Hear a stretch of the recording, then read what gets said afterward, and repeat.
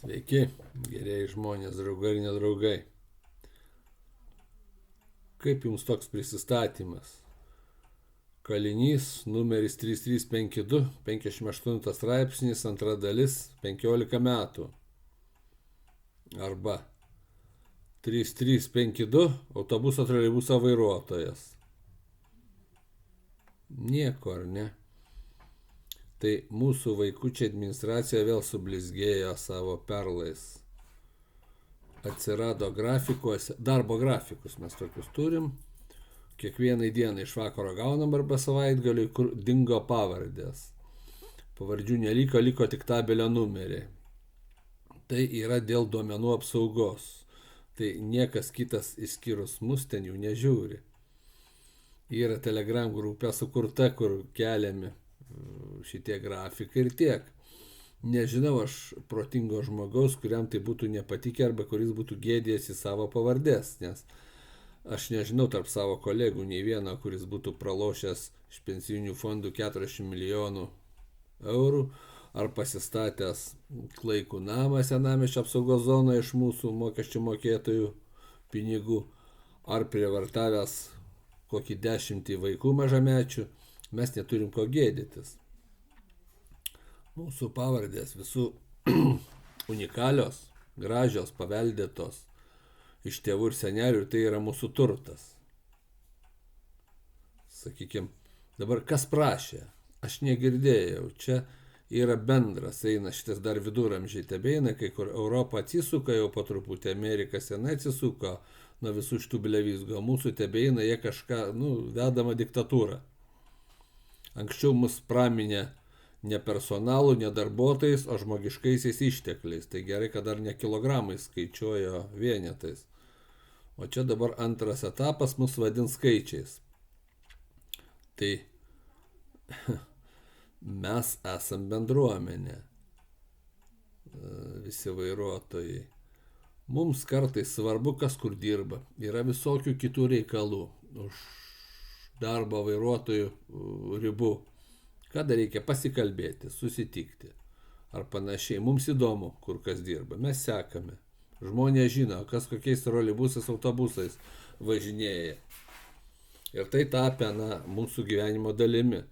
Dabar ateina kažkokie vaikai, kad palyginimui, pavagė tėvų piniginę darželinuką ir tvarkosi, kaip jiems šauna į galvą. Taip, administracija aš jūs vadinu tokiais darželinukais. Aš suprantu, kad jūs vykdote režimo iškrypėlišką politiką, bet mums nuo to nelengviau. Tai va, dar sykį, aš to neprašiau. Aš reikalauju, kad mano pavardė būtų rašoma grafikė. Aš pats ją įrašiau šiandien ranka. Ir manau, kad dauguma man pritars. Tai priklausys be abejo tas rezultatas, kaip žmonės bus aktyvūs. Nes aš kol kas tik tai vieni juokėsi, o dauguma piktinos ir buvo nusivylę tokio dalyko. Jeigu yra kas ten kažkaip iš pavardžių ar kažką išdarinėja, taigi tam yra įstatymai ir tvarka. Ir daugybė tvarumo, atsparumo ir panašiai visokių skyrių. Didžioji pagrindinė dalis mūsų vairuotojų yra normalūs, adekvatų žmonės, skirtingai nuo administracijos, ir mes nesigėdėme nei savo pavardžių, nei vardų. Dabar įsivaizduokit, kaip dirbti dispečeriams, turės atsiminti visus. Neprivalo, turi žmogus pristatyti, mes turėsime eiti prie langelio ir sakyti savo tabelį. Dabar likę tai gera tema žmogiški santykiai tarp mūsų, tai čia yra pagrindinis dalykas, ką turėjau pradžioje pasakyti. Tam, kad žmonės nebendrautų, tuo labiau atitoltų vienas nuo kito, tai dar ir čia reiškia, ištrinam pavardės. Dabar turės kiekvienas ateiti, pasisakyti tabelio numerį, sroką, kiek sėdi, ir koks maršrutas, ir tada dispečerė ieškos pagal tabelio numerį. O buvo normaliai, pažįsta žmonės, o dabar jinai tikrai neatsimins tų tabelio numerių, tą numerį reikės kartoti kiekvieną kartą. Jums gal tai normalu, mums tai nesąmonė.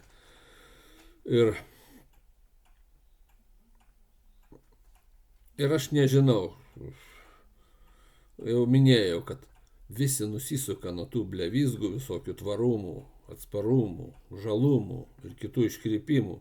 Mes tik Lietuva dar likę visuose šituose viduramžiuose. ir žlugdom savo šalį. Tai aš, pavyzdžiui, reikalauju atlikti darbuotojų apklausą ir kaip norėtų žmonės matyti. Ar tai skaičiais save, ar vardais ir pavardėmis. Slabo. Atlikit apklausą, tai labai paprasta, jūsgi mėgstat apklausas, anketas. Tik tiesa, grįšim prie anketų. Ir aš kol kas siūlau grąžinti seną tvarką iki apklausos. Tai va. Dar vienas dalykas.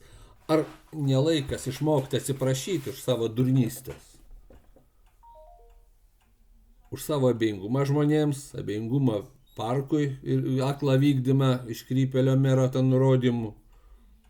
Čia šitas dabar va skaičiukų įvedimas, tai čia tik vienas šedevras pamenat pradžioje buvo, kai pasikeitė generalinis. Kondicionieriai buvo montuojami į senas Škodas troleibusus, kur panaši kaina kondicionierius o Škodas. Be abejo, net laikė generatorių ir gavosi šnipštas. Tai nuleido vandenį. Nežinau, ar atsakė kas nors už tos nuostolius. Antras, lipdukų klijavimas, kaip mes turime rengtis. Užtraukti rankinį, ten išlipti, elgtis mandagiai, nesikeikti ir panašiai. Tai jums gal jų reikia, jūs savo pasikabinkit, prisilipdykit tų lipdukų ant kaktos viens kitam ir turėkit. Vėlgi, nieks nepasakė, kiek tai kainavo ir nepasakys, nes tai komercinė paslaptis, o komercinė paslaptis Vilniečių sąskaitos, Vilniečių pinigus. Kažkur vieną ausim girdėjau, kad vėl ruošiasi branginti bilietus. Tai todėl, kad visokie nevykėliai galėtų gyventi iš visokių tokių lipdukų gamybos.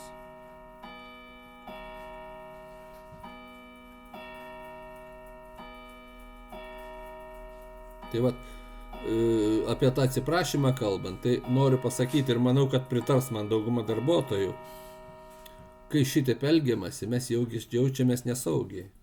Mes labai neseniai buvo tas COVID fašizmas, kada su malonumu nušalinami buvo žmonės nuo darbo, jeigu nesutiko ten krapštytis tos nosies arba leistis tą eksperimentinį neaiškų marmalą. Dabar žaliasis fašizmas darote durnystę su savo visokiam degalinėm ir panašiais dalykais, tik autobusų nebėra, greit kaip napalauk multikė rusiškam suvairuot, bėgs vairuotoją, gal ir atbėga jau. Dabar jau režimo šunys renka nelojalių piliečių sąrašus, tai gal irgi jos sudarinėjat, aš manau, kad jūs sudarinėsit, tik lieps ir jūs surašysit, ką reikia sušaudyti. Nes jumis niekas netiki. Jūs mane laikot priešų, parašėt man laišką, kaip aš įmonės reputaciją žeminu, bet jūs pagalvokit, ar jūs ar aš ją žeminu? Jeigu galvoti sugebat, išdrįsta tiksliai sugebėt, gal ir sugebat, rašykit vėl.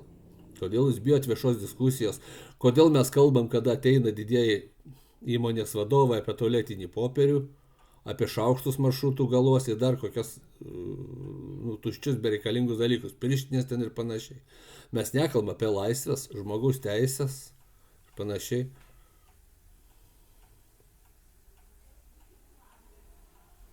Taip, kad dar sykį, gražinkit seną tvarką, atsiklauskit. Beje, kur dingo tos anketos, kur brūkot visiems per visus galus, ten, kur turėjome pagirti, kad jūs esate lyderiai ir gerai dirbate. Kur tie atsakymai? Kur rezultatai tų anketų? Jau 2 buvo. Jų nėra. Taigi reikia aptarti viešai. Visa Lietuva nori premjerės Šimonytės ir visas viešasis transportas nusprendė, kad jūs esat lyderių lyderiai. Ko jūs bijote?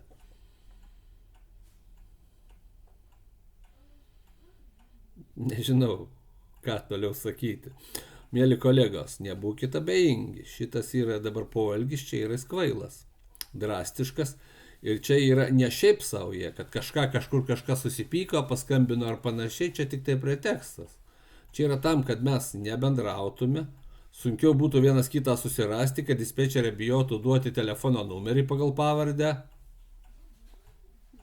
ir kad lengviau mus būtų skaldyti ir valdyti. Čia yra tam daroma, niekam kitam. Dabar jau atėjo, visi gavote informaciją, kad bus užblokuotos telefonų kortelės, bus išduotos naujos su naujais telefonais. Tai esu įsitikinęs, jie bus sekimui ir dabar jau nenustepsiu, jeigu bus su tabelių numeriais vietoj pavardžių ir panašiai. Tai man tokio šūdo nereikia.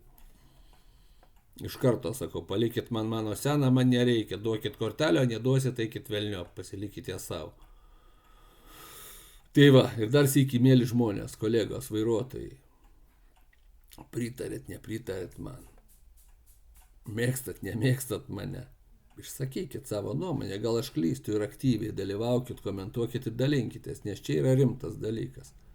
Rimtas dalykas, varžantis mūsų teisių varžymo, suvaržymo, mūsų susvetimėjimo kryptimi ir panašiai. Tai va, gero savaitgalio visiems. Ate.